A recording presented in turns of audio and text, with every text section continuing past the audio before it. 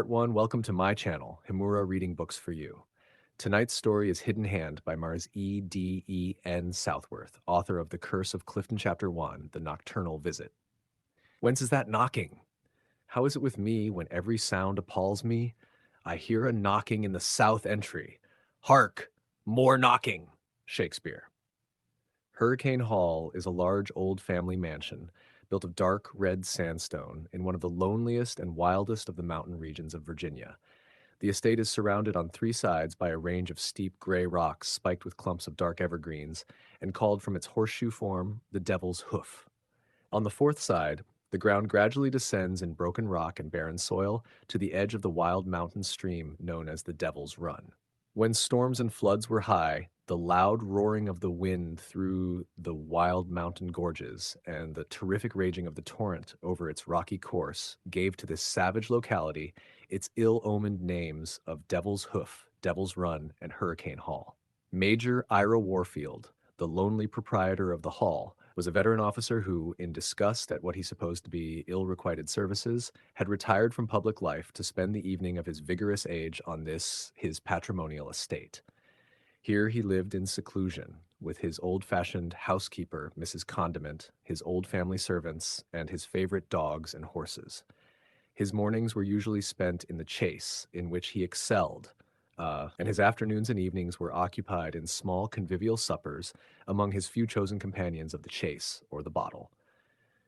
In person, Major Warfield was tall and strongly built, reminding one of some old iron-limbed Douglas of the olden time. His features were large and harsh, his complexion dark red, as that of one bronzed by long exposure and flushed with strong drink. His fierce, dark gray eyes were surmounted by thick, heavy black brows that, when gathered into a frown, reminded one of a thundercloud, as the flashing orbs beneath them did of lightning. His hard, harsh face was surrounded by a thick growth of iron gray hair and beard that met beneath his chin. His usual habit was a black cloth coat, crimson vest, black leather breeches, long black yarn stockings fastened at the knees, and Morocco slippers with silver buttons. In character, Major Warfield was arrogant, domineering, and violent. Equally loved and feared by his faithful old family, servants at home, disliked and dreaded by his neighbors and acquaintances abroad, who, partly from his house and partly from his character, fixed upon him the appropriate nickname of Old Hurricane. There was, however, other ground of dislike besides that of his arrogant mind, violent temper, and domineering habits. Old Hurricane was said to be an old bachelor, yet rumor whispered that there was in some obscure part of the world, hidden away from human sight, a deserted wife and child, poor, forlorn, and heartbroken. It was further whispered that the elder brother of Ira Warfield had mysteriously disappeared, and not without some suspicion of foul play on the part of the only person in the world who had a strong interest in his taking off. However these things might be, it was known for a certainty that Old Hurricane had an only sister, widowed, sick, and poor, who with her son dragged on a wretched life of ill-requited toil, severe privation, and painful infirmity in a distant city, unaided, unsought, and uncared for by her cruel brother. It was the night of the last day of October, 1845. The evening had closed in very dark and gloomy. About dusk, the wind arose in the northwest, driving up masses of leaden-hued clouds, and in a few minutes the ground was covered deep with snow, and the air was filled with driving sleet. As this was All Hallow Eve, the dreadful inclemency of the weather did not prevent the Negroes of Hurricane Hall from availing themselves of their capricious old master's permission and going off in a body to a banjo breakdown held in the Negro quarters of their next neighbor. Upon this evening, then, there was left at Hurricane Hall only Major Warfield, Mrs. Condiment, his little housekeeper, and Wool, his body servant.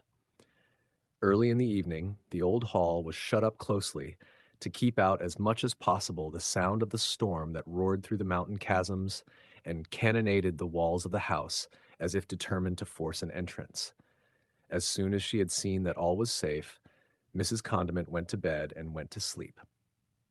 It was about 10 o'clock that night that Old Hurricane, well wrapped up in his quilted flannel dressing gown, sat in his well-padded easy chair before a warm and bright fire, taking his comfort in his own most comfortable bedroom.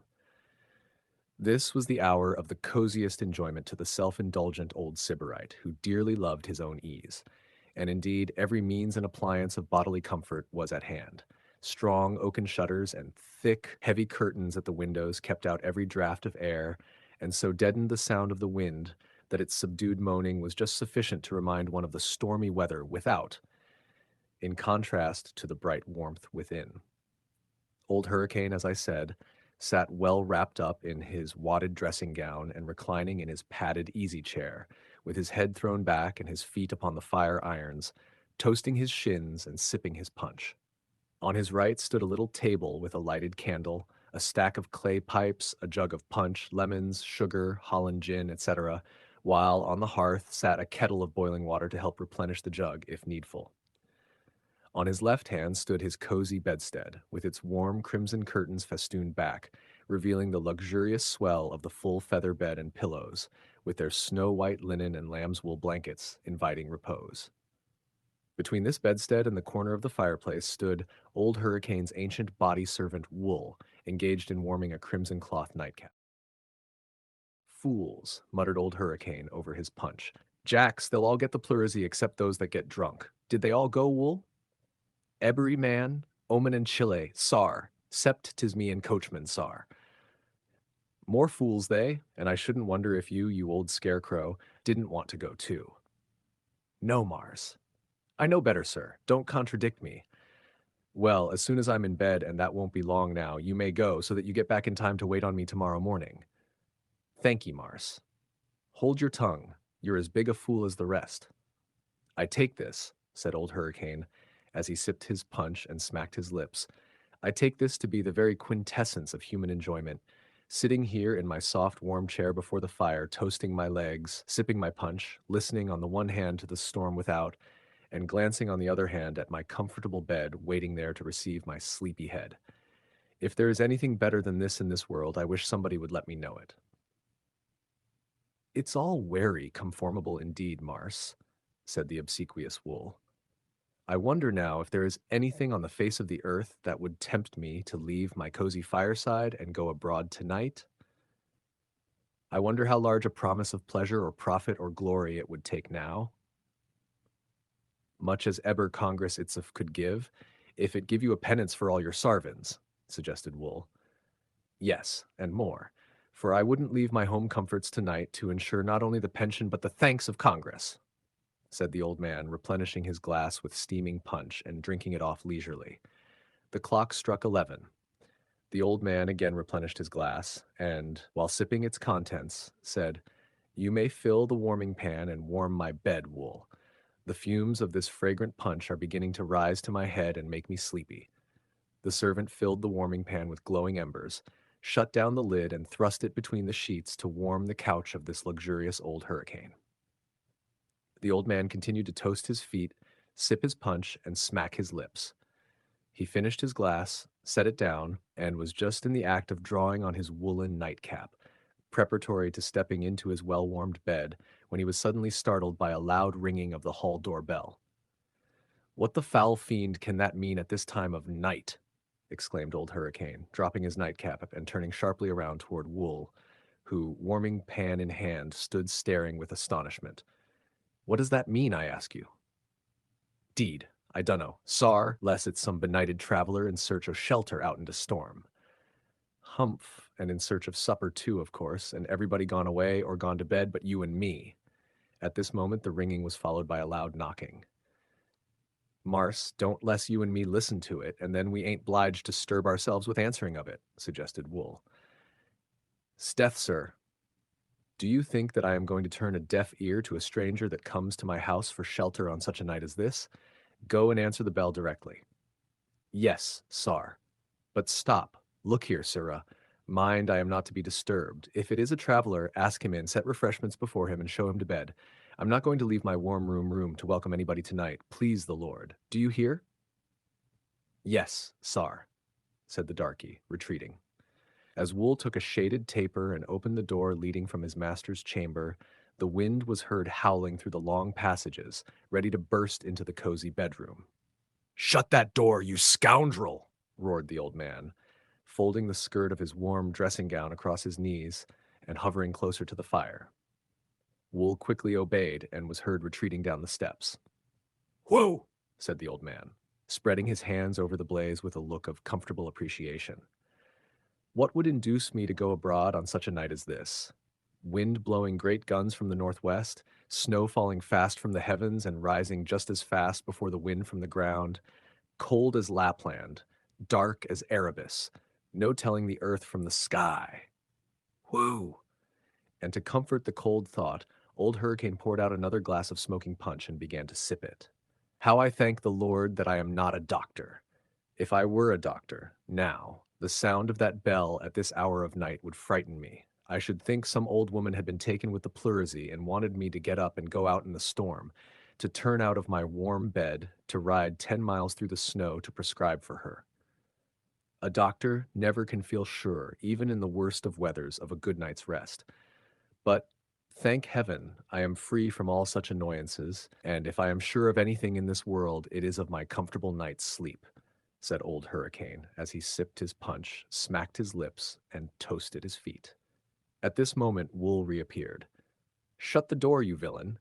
Do you intend to stand there holding it open on me all night?" vociferated the old man. Wool hastily closed the offending portals and hurried to his master's side. "Well, sir, who was it rung the bell?" "Please, marster, sir, it were de Reverend Mr. like Parson Goodwin." "Goodwin? Been to make a sick call, I suppose, and got caught in the snowstorm. I declare it is as bad to be a parson as it is to be a doctor. Thank the Lord I am not a parson either. If I were, now, I might be called away from my cozy armchair and fireside to ride 12 miles to comfort some old man dying of quinsy. Well, here, help me into bed, pile on more comforters, tuck me up warm, put a bottle of hot water at my feet, and then go and attend to the parson," said the old man, getting up and moving toward his inviting couch. Sar, stop, sar, if you please," cried Wool, going after him. "Why, what does the old fool mean?" exclaimed Old Hurricane angrily. "Sar, de Reverend Mr. Parson Goodwin say how he must see you yourself, personable, alone." "See me, you villain. Didn't you tell him that I had retired?" "Yes, Mars, I tell him how you were gone to bed and asleep more'n an hour ago, and he ordered me to come wake you up, and say how it were a matter o' life and death." "Life and death? What have I to do with life and death? I won't stir. If the parson wants to see me, he will have to come up here and see me in bed," exclaimed Old Hurricane, suiting the action to the word by jumping into bed and drawing all the comforters and blankets up around his head and shoulders. "Mus I fetch him reverence up, sar?" "Yes, I wouldn't get up and go down to see Washington." "Shut the door, you rascal, or I'll throw the bootjack at your wooden head." Wool obeyed with alacrity and in time to escape the threatened missile. After an absence of a few minutes, he was heard returning, attending upon the footsteps of another, and the next minute he entered, ushering in the reveller, Mr. Goodwin, the parish minister of Bethlehem St. Mary's. "How do you do? Glad to see you, sir," and continuing exactly as written, with only spacing and break fixes. Part 3. "How do you do?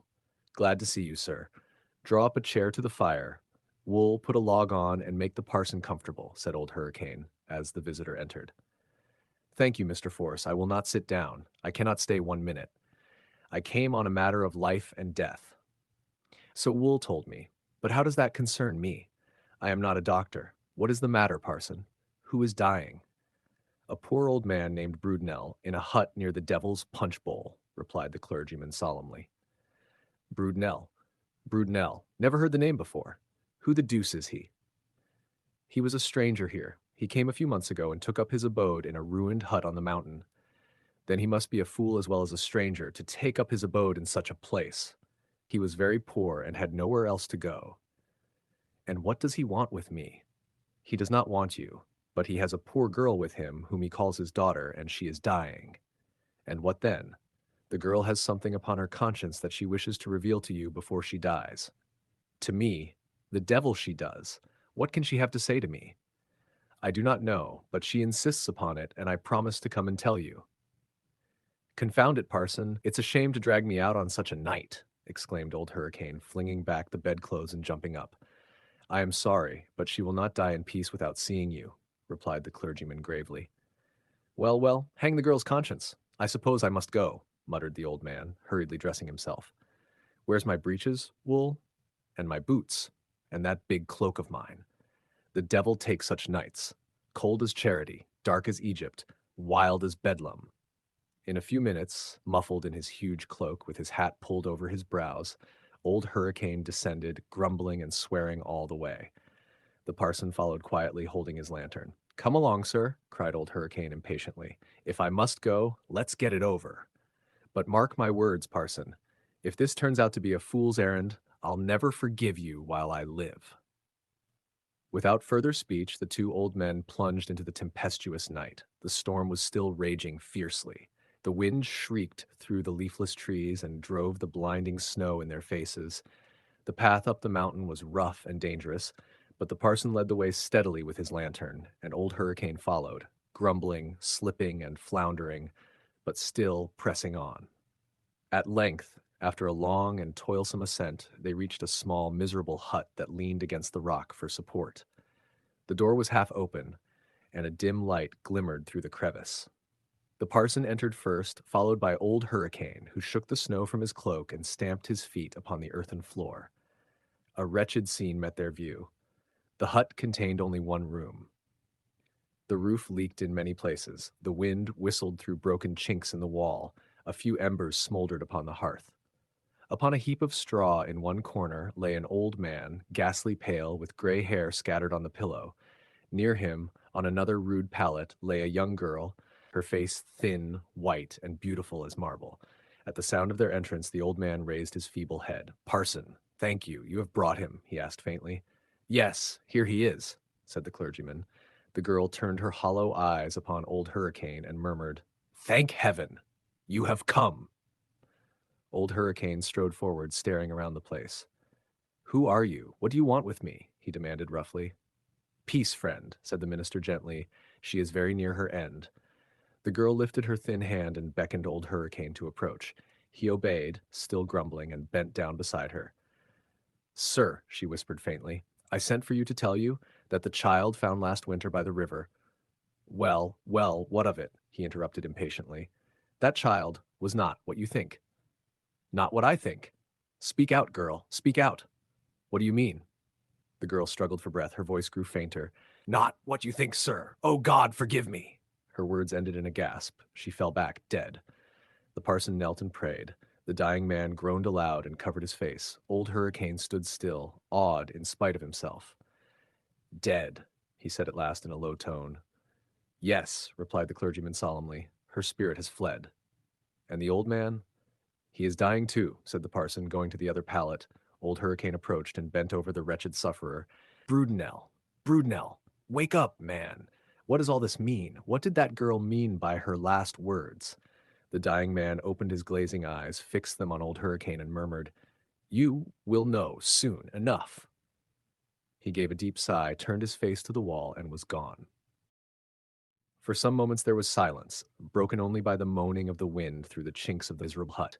Then old Hurricane straightened himself, drew a long breath, and exclaimed, Well, if this isn't the strangest night's work ever, I was called out on. May I be shot! 2 people dead, one after the other, both sending for me, and I no more understanding their meaning than the man in the moon. Parson, what in heaven's name does it all mean? I do not know, Mr. Force, replied the clergyman, shaking his head gravely. But since they both died so suddenly, and this place is so desolate, we must not leave them so. We must give notice at once and have the bodies decently cared for. Humph, you are right, parson. You always are. I'll send Wool and the wagon up here at daylight. I'll see that they're buried properly, though hang me if I can tell why that girl wanted to see me at all. He looked down once more upon the 2 lifeless forms, the old man and the girl, lying so still, so white, so far beyond all earthly trouble. His rough face softened a little. Something like pity crossed it for an instant. Poor things, he muttered. Well, may the Lord have mercy on their souls, whatever they were or whatever they meant. The parson laid his hand gently upon the old man's arm. Come, Mr. Force, he said quietly. There is nothing more that we can do here tonight. Let us go. The storm is abating. Without another word, old Hurricane gathered his cloak about him, took the lantern, and followed the minister out into the night. The snow still fell, but the wind had lessened. The storm that had raged so fiercely seemed exhausted. They descended the mountains slowly and in silence, each busy with his own thoughts. When they reached Hurricane Hall, the old man bade the parson good night and went straight to his room. He threw off his wet cloak, sat down before the fire, and buried his face in his hands. "Not what you think," those were her words, he muttered. What could she mean by that? What could she mean? But no answer came except the low moaning of the wind around the corners of the old house. At length, wearied and bewildered, old Hurricane rose, muttering, "Well, hang it all! I'll sleep on it," and went to bed. But sleep came not to his eyes. Long after the fire had sunk to ashes, and the storm had died away, and the first pale light of dawn crept in through the frosted panes, he still tossed upon his pillow, haunted by the dead girl's words, "Not what you think." That completes the full section you sent. Clean version, no missing text, no added edits.